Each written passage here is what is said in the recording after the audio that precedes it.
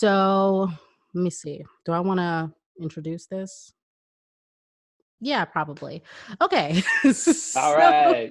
hey everyone, what's up? It's Tori.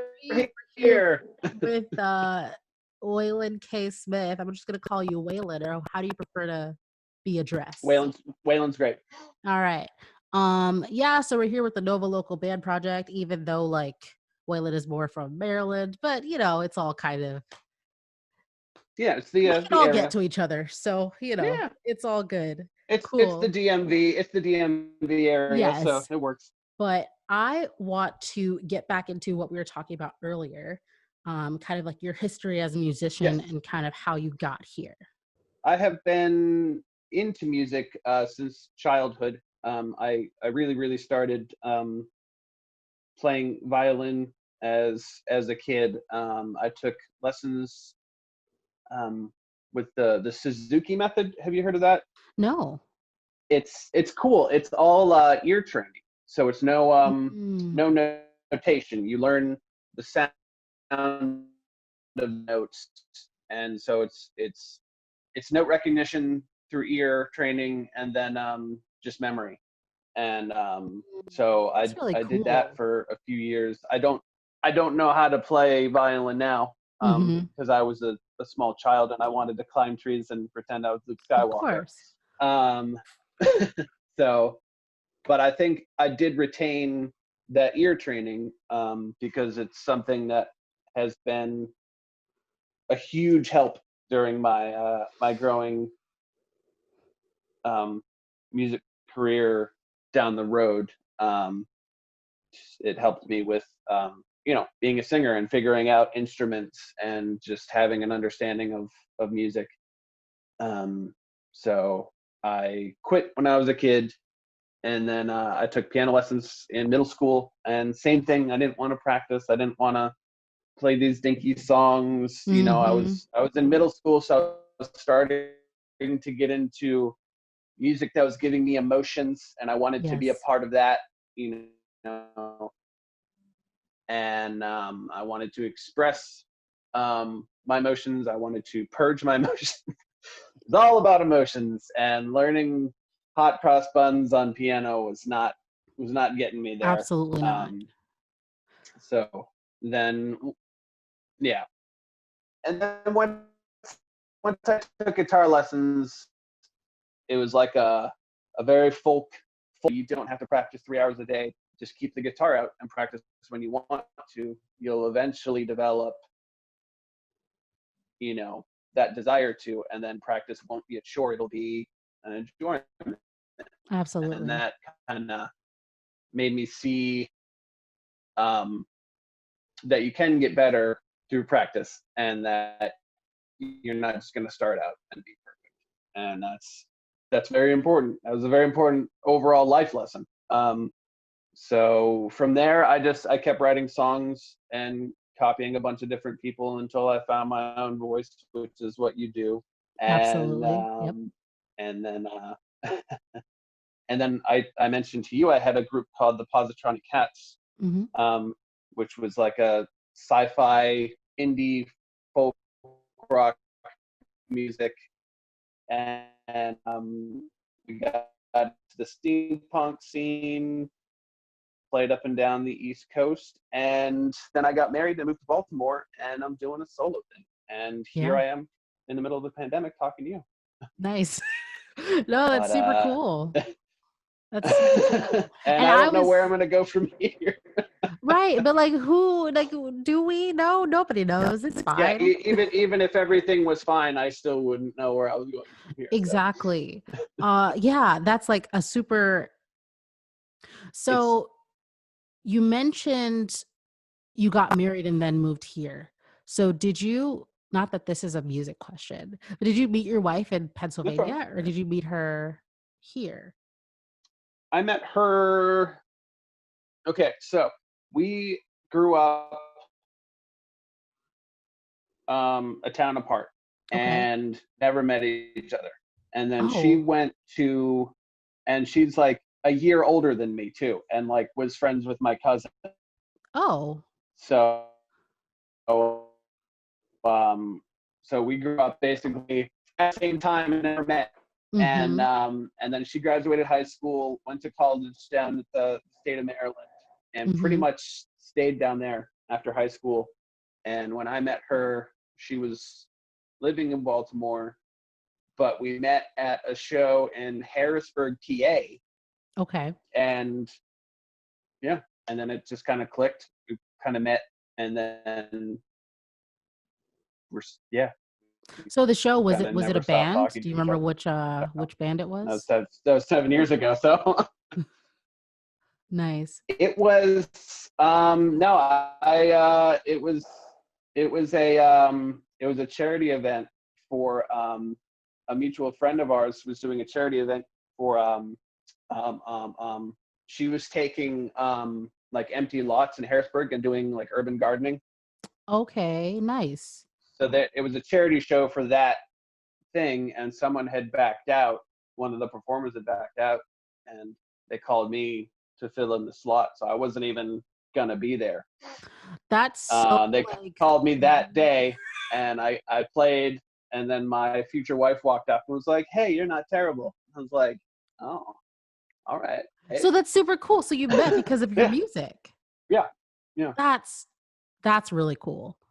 And that yeah. belongs at a And then that, yes. So now it's a music question. nice. You brought it back. Oh, no, that's super cool. And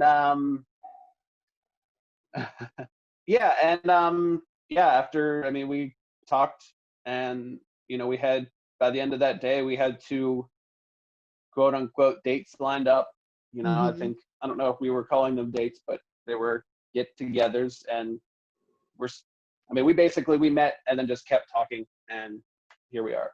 So you talked Nice. a little bit about, like, I don't remember if we talked about it just now or we just talked about it before, how your previous Yeah, band had, like, uh, some sci-fi influences and your stuff does yeah, still now.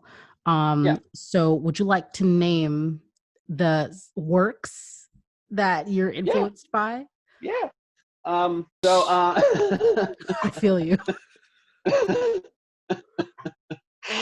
all right. So I there were, on this EP, there were a lot specifically of Kurt Vonnegut Easter eggs, because he's one of my favorite writers, and Okay, also one of the favorite writers for my engineers. So we kind of nerd out about for him, sure. and that kind of ended up working in some little pieces into the songs. But I love Isaac Asimov. Um, I love Harlan Ellison. I got my bookshelf right here. Ooh, What else? What else is there? I can't see anything. Comics. What's his name? Philip K. Dick. Uh, yeah, all that kind of stuff. okay. I love space. I think space is very romantic. Um, and I find a lot of my thoughts kind of drift off into just thoughts about space and the all the mysteries that are there. I guess I don't Mhm. know. It's easy to kind of get lost and imagine in in a universe that we don't really know a whole lot about us. So you can kind of Yeah. That's very, like, what's the word? I see it as, like, admirable maybe, or, like, very courageous, because 'cause I'm terrified by space. Just, like, the idea of okay, yeah, it, it's just um, like, when kids, like, dreamed about, like, being astronauts, like, that was like, yeah, the idea of, like, shooting off into space and, like, knowing, like, it's endless and vast. No, thanks. I'm good. Like, that's yeah. Oh, terrifying to me. it's terrifying for sure. There's a series I'm reading now, and it's also a show, The Expanse. I don't know if you've heard of that. It's on Mm-mm. Amazon now. It's excellent, but it's based off of novels, and the novels are and it's about how the Earth, basically has colonized the moon, colonize Mars and the asteroid belt, and that has kind of become three separate factions. And Oh, okay. so yeah, it's cool. It's really cool, but it goes really big into the science of how like space travel and everything works, and I think that's pretty Mm, fascinating.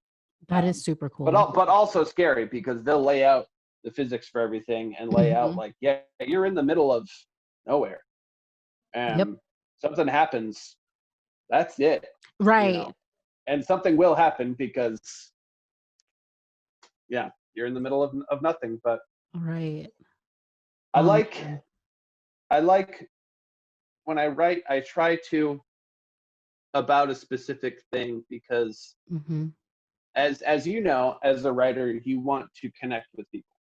You want to write Yes. something and have your ultimate goal is to have them go, yeah, like yes, I feel that way. Thank you for putting words to. And if you can get too specific on a subject and then alienate a listener, and then it's just Yes. like, oh, okay, this is a song about how much this guy likes a book. Cool. Mhm. I haven't read it, but so I try to take the approach of say, and I always use this example, but David Bowie's song "Space Oddity," Mhm. the ground control to Major Tom. Yes. It's a song about a man floating in space, and he doesn't go into the science. He doesn't really explain it in a scientific way. He explains the emotions he feels, and it's one of the most beautiful pop songs out there. And it's about an astronaut.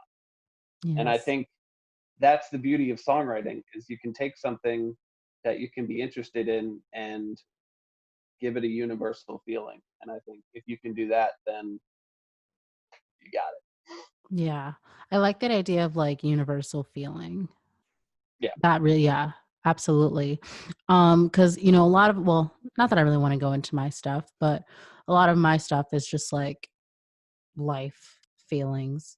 Yeah. Um, and Yeah. I think you almost, like, open up your creativity. All right. This will come back around to music. But are you a fan of the Umbrella Academy? So, it has It's been a Netflix recommended to me, show. It was a comic. but I have Okay. not gotten into it.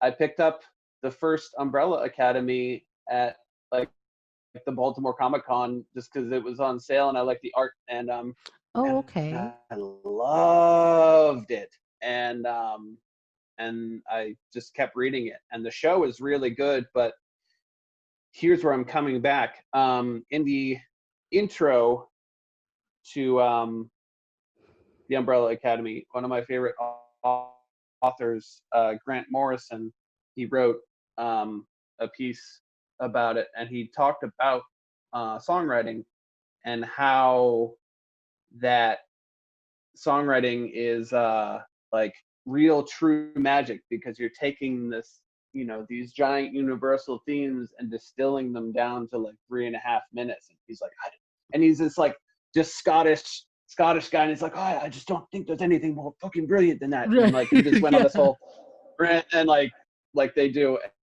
And I was like, yeah, that's awesome, and that's what I do. Cool.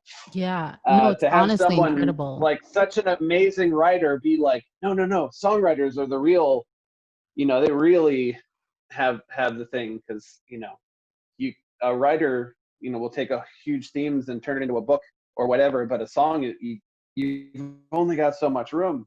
Mhm.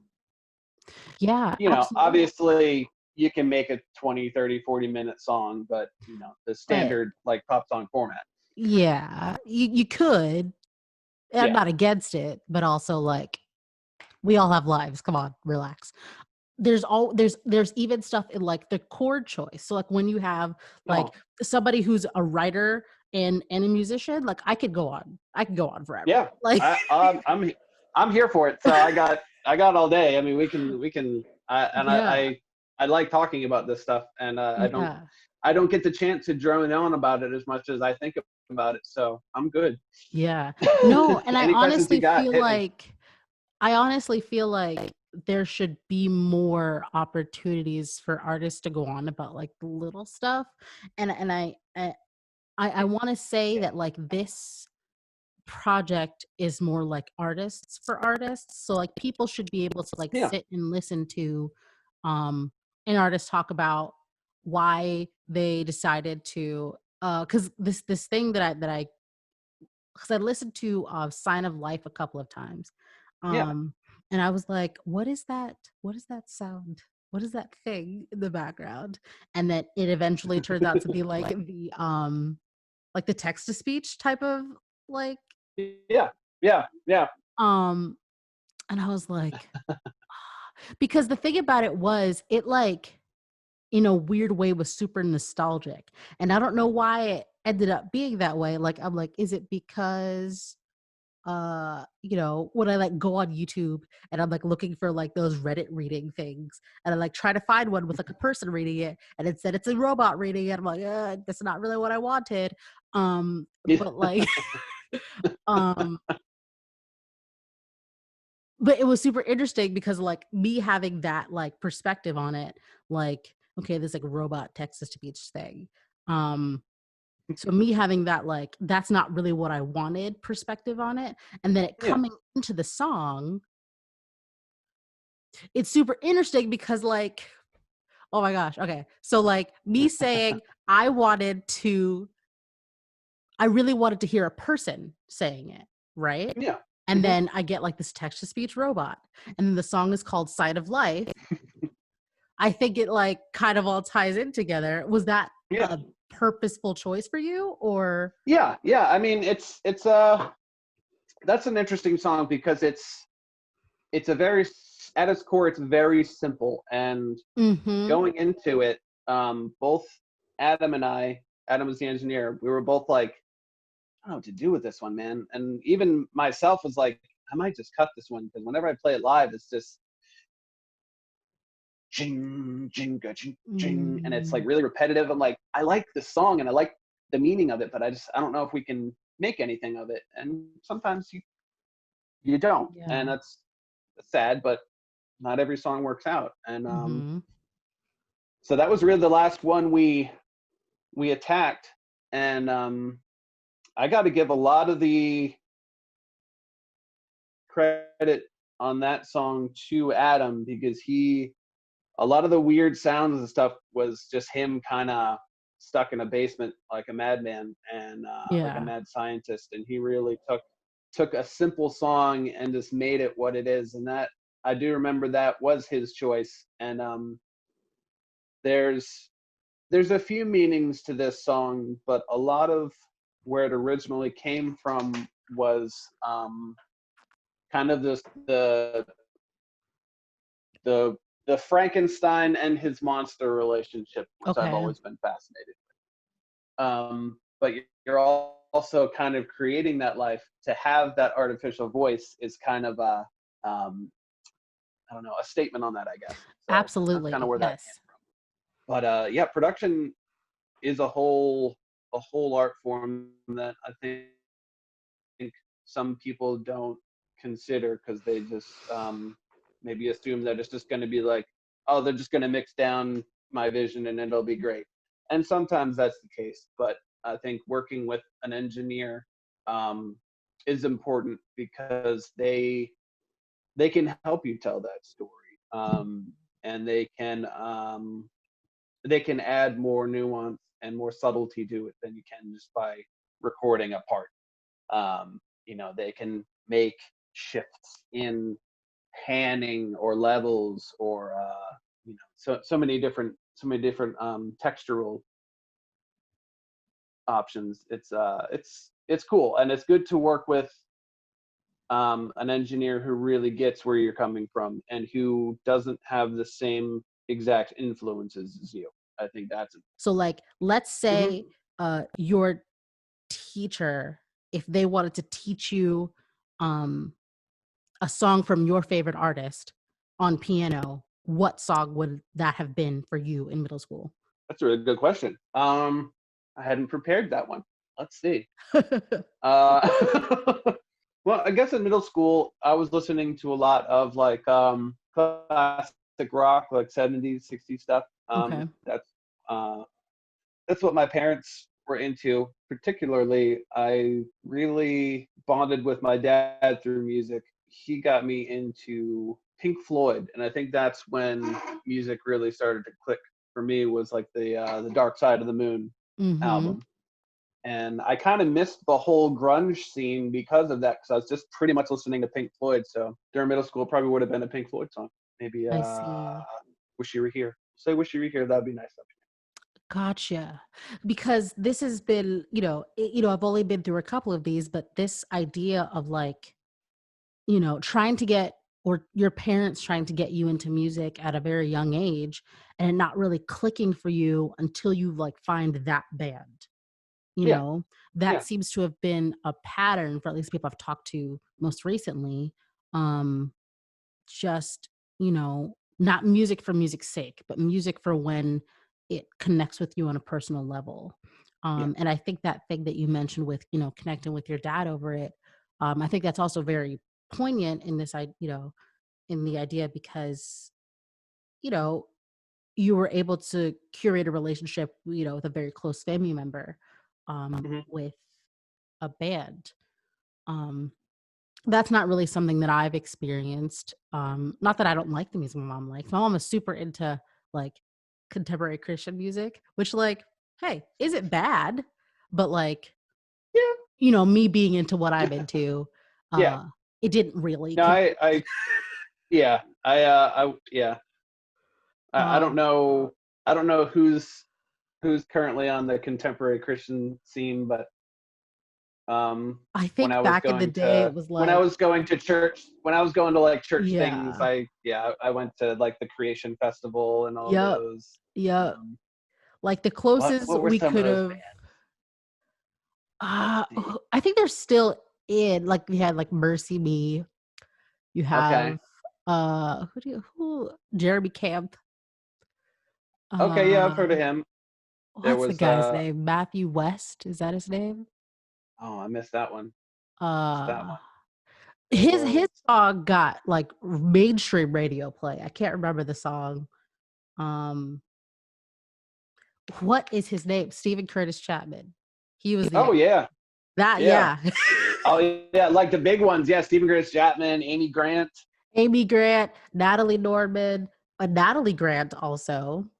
Okay. Yeah, There was all Carmen. Remember, he was like '90s, like classic. Oh man, how did we get on this? I don't know, What's but we happening? got here.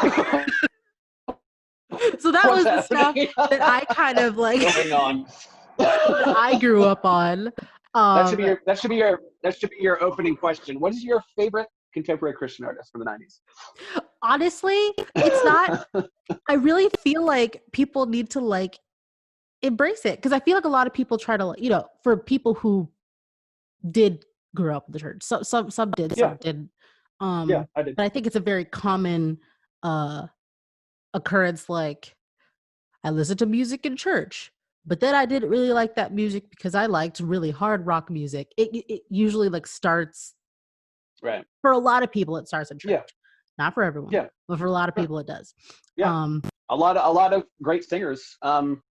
Especially coming up like in older singers like R&B and everything, they all came up, started singing at church. And mhm. yeah, I mean, a lot of art came from the church, Like which church is is where I interesting. learned like how to sing in different keys Okay, yeah. because like when you'd be doing the worship song it'd be like that's kind of, but I mean I didn't know I was doing that, but I was like that's Hmm. kind of too low for my voice, I'm gonna sing it up here instead.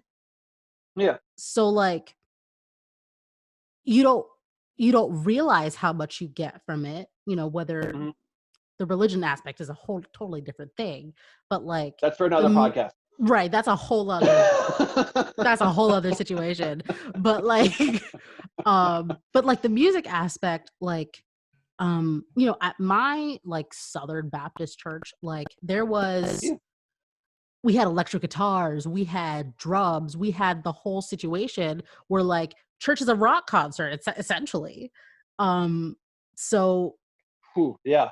um and we'd have like you know, you join the choir, or you sing a solo. Like it was a whole thing. Like I did my first performances in church. So you can't really like, Me too. I did too. right. So I don't feel like you can, Yeah. a lot of people don't like to talk about it, but like Yeah. it's there. We got here somehow, but I think it's a Yeah. valuable conversation. With that in hand, you know, so much great art has come from the church, and it's interesting. It's you can get inspired by so many different things. It's Yeah. wonderful. Art is just amazing.